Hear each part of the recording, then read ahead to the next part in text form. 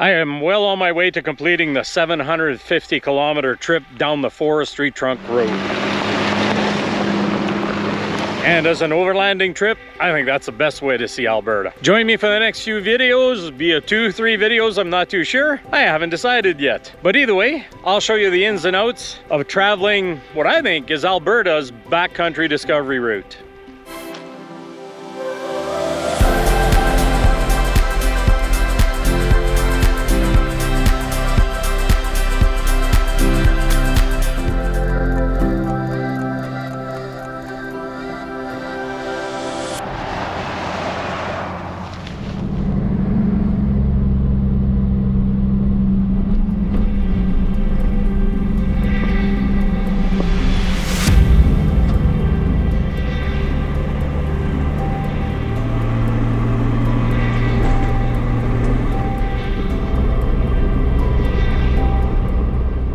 There are many ways to travel through Alberta, like Highway 22, the Cowboy Trail, through the mountain passes in Banff and Jasper. But I'm traveling on the lesser known road, the Forestry Trunk Road, or the FTR, as we like to call it, the Trunk Road. And my plan is to travel the Trunk Road from the very south end to the north end. And that's about a 750 kilometer road. I've fueled up in Coleman, I have extra fuel, I'm well provisioned, and I've been traveling about 6 hours just to get here. It's time for supper. So first thing we're gonna do is find a place to stop for supper, and then we'll travel on and I'll tell you all about this wonderful overlanding route. What I think is the best overlanding route in Alberta.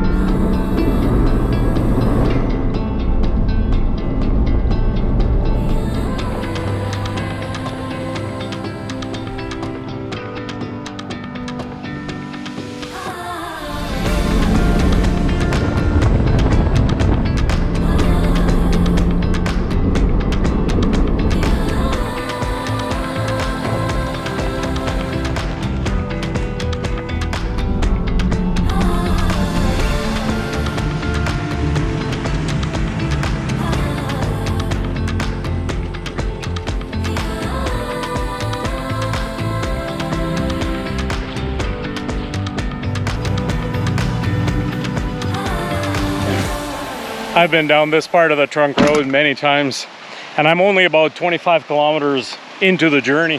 I've been traveling all day and it's about supper time, so it's high time I stop for supper. And the first spot that I saw, I pulled in, down a little trail, and wow, what a beautiful spot. Didn't take long to find a gorgeous spot on the Trunk Road today, I tell you. You just gotta get out and explore, and the Trunk Road has opportunities from end to end.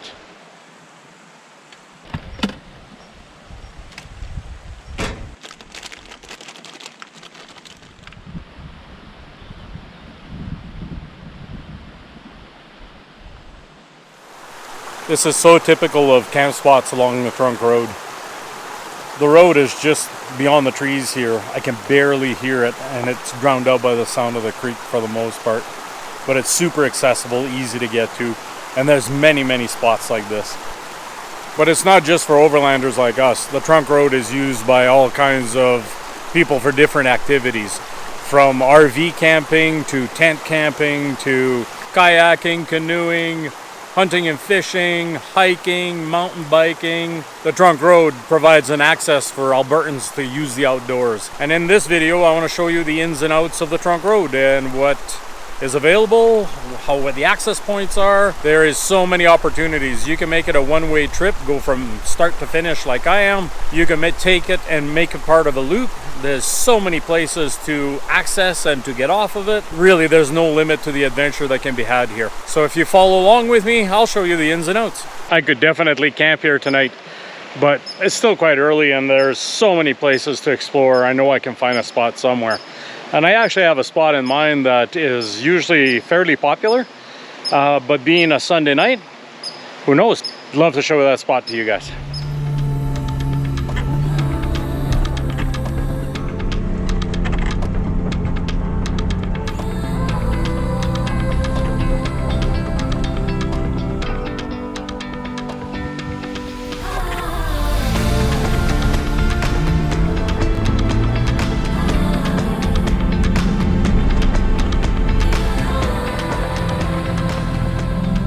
are several little campgrounds along the trunk road that are sometimes very well used and sometimes fairly sparsely used, like this one is here today.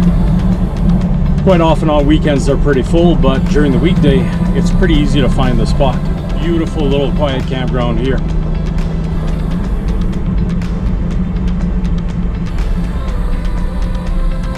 With all the amenities.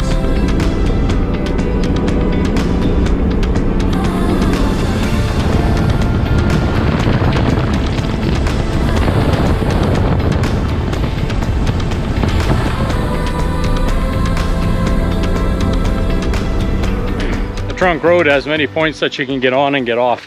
This is the road to Maycroft, and we've used this one quite often to either get to the road or to leave at the end of the trip. Very handy are these kiosks. We are entering the Livingstone public land use zone, and there's some information for you as you get in. If you check the kiosk, there's a little map box, and quite often there's new maps provided for you. If you intend to off-road, the trails do change year to year, so I always pick up a fresh map so that I have current information. The information is also available online. So of course it's been super hot, and we are currently under a fire ban. Of course you should always limit your stay to no more than 14 days at one spot, but quite honestly there's so many beautiful places, we never stay at the same place twice. At least rarely twice.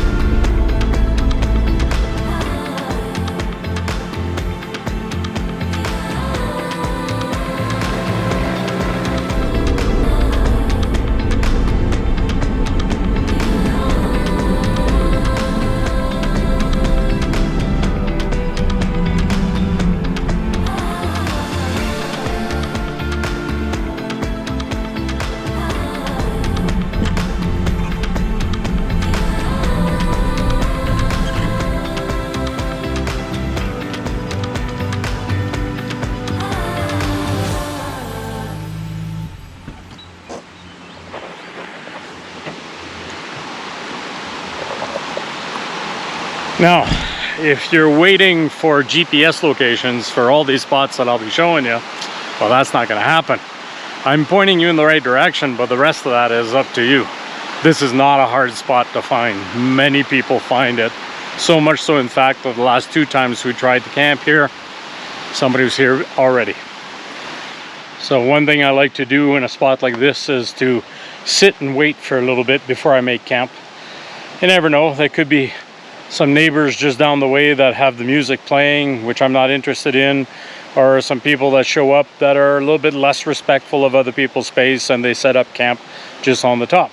So if that were to happen, it only takes a minute to pull up camp and go find a different spot. We always respect other people's space when they're out camping in the backcountry, but not everybody shares their viewpoint, I guess. A few times, and very few, we've pulled up after parking and deciding this was our campsite. And it always paid off. We always found a nice quiet spot that was well worth the move. I went for a short walk and my nearest neighbor is way over there. It's gonna be a quiet night. The trunk road is mainly Highway 40, but it's not one single road. It's a collection of roads actually. And here the roads diverge a little bit. Taking one road west takes you to the Dutch Creek area. Very popular with the quads and the dirt bikers. So in this area there's a few 4x4 trails or Jeep trails.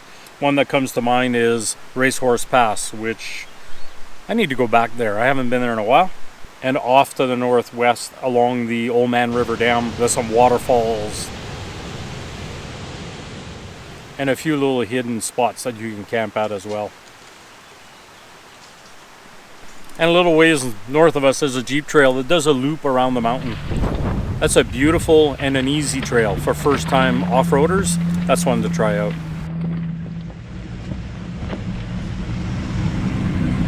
And as we go north a little bit tomorrow, we're going to get to a point where we need to make a decision. We'll either turn right on 532 and join Highway 22 and kind of skip along towards the Cochrane area, or we'll go through Kananaskis country. But to go in Kananaskis, you need a pass for that park. And I don't have one. But that's okay as long as I don't stop in the park. If I'm just driving through, you can do that without a park pass. That's the decision we'll have to make tomorrow.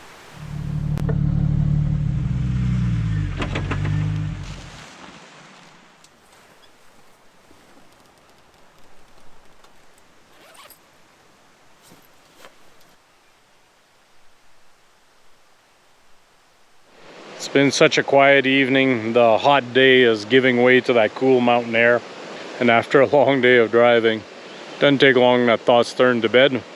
And I think it's going to be an early night. I think it's time to crawl up and do a little bit of reading. We'll see you in the morning.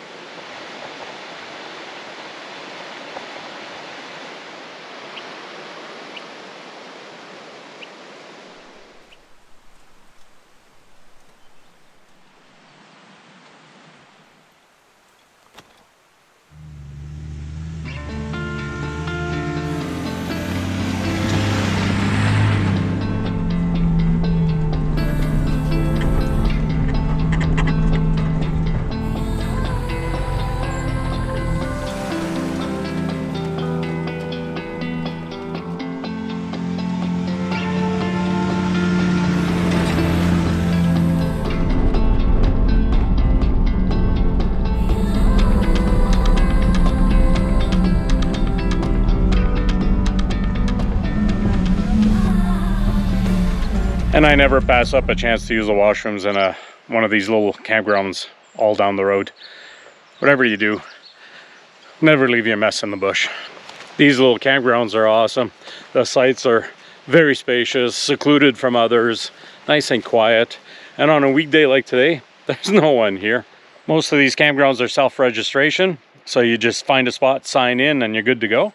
And the prices vary campground to campground. Look, I know you're not supposed to use the garbage facilities in these campgrounds, but that's got to be way better than leaving garbage in the bush. So on occasion we do use it.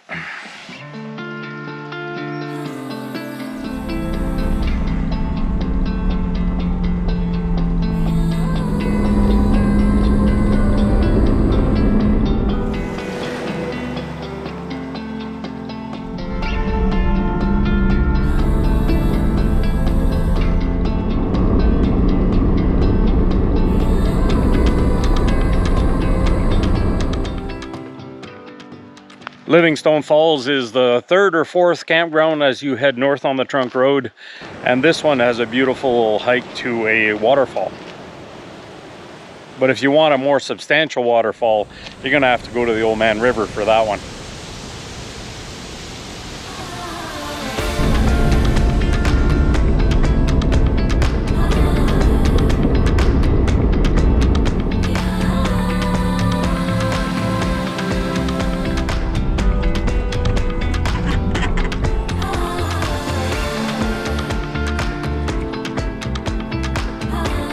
There's not many 4x4 trails right off the trunk road in this area, but if you have a brand new 4x4 you want to try out, or this is your first time off-roading, this trail is a good one. It's a nice easy trail that just goes around the mountain over here and comes out a little bit further south of here. It's an easy and a fun trail to do.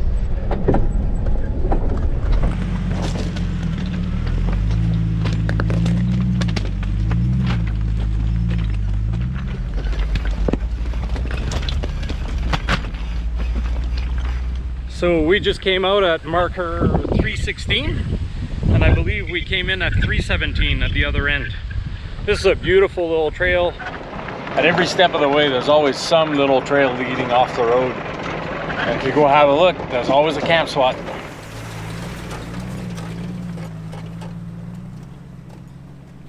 Another great little camp spot. The river is just at the end on the other side. There's multiple camp spots in this area, and I'm sure the trail goes along the river a little further. Nice little spot. Just a short walk reveals several beautiful camp spots. Check this out. Nice big open space. Everything looks pretty clean. They even left some firewood for the next people. There is so many of these spots all the way down the trunk road in this area. If you find a spot that's occupied, just go a little further, there's more to be had. Now, I'm not sure if you'd get an RV in here, but for tenting, your typical overlanding setup, a pickup truck with a camper, no issues here. Easy to get into.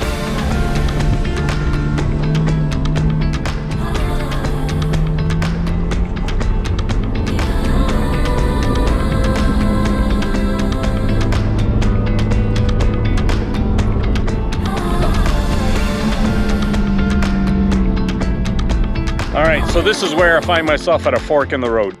I can either go northeast into Kananaskis country, but you need a park pass to stop in that area, or I can go straight east towards Nanton. But the trunk road actually goes through Kananaskis, and here I'd have to get out and bypass. So that's the option if you don't want to purchase a pass. But there is some opportunity to make a trip out of that as well. Like I mentioned earlier, the trunk road can be used to make multiple adventures. So going east and bypassing all the way to the Cochrane area where you can regain the trunk road gives you the opportunity to stop in the McLean Creek area. And if off-road driving or four-wheeling is your thing, that's the place you want to go. There's all kinds of opportunities over there.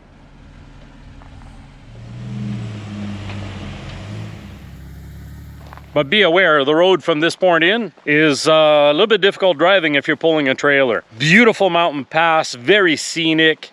And by the way, the cell phone works on top over there. It's a beautiful drive, but you know what? I haven't been to Kananaskis in many, many years, and I don't need to stop anywhere anyway. So as I bypass, I'm going that way. I'm going to follow the trunk road. There is multiple camping opportunities no matter which way you choose. And be aware, this road is not maintained in winter and it is often closed. Now, of course, I'm going to keep going north on the trunk road, but just a little bit further north of us is an opportunity. You can make multiple trips out of this road. You can grab Highway 1, circle back and south through BC and go back to your starting point. You can continue on Highway 1 to Banff and then turn north on the Icefield Parkway and go into Jasper area and maybe come back through the other part of the trunk road. And of course, maybe your time is just limited and that's where you get out and carry on your merry way. You can always pop out in the Calgary area and it has everything a big city has to offer, but that's big city. No thanks. That's not the type of adventure that I'm looking for.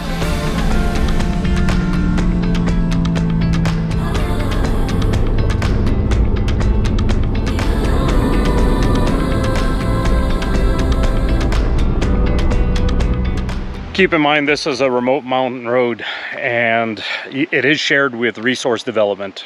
So I'm currently following a logging truck and the dust is, well, it's bad. So even though I'm not supposed to stop here, I am going to take a quick stop and let the traffic go by, just for safety's sake. Although it's not that remote, make sure you have enough fuel. Keep in mind the fuel stops are far and few in between, and cell phones don't work in the backcountry here. Know before you go and always be safe. This is not a road to be racing down. Drive carefully and always be aware of oncoming traffic.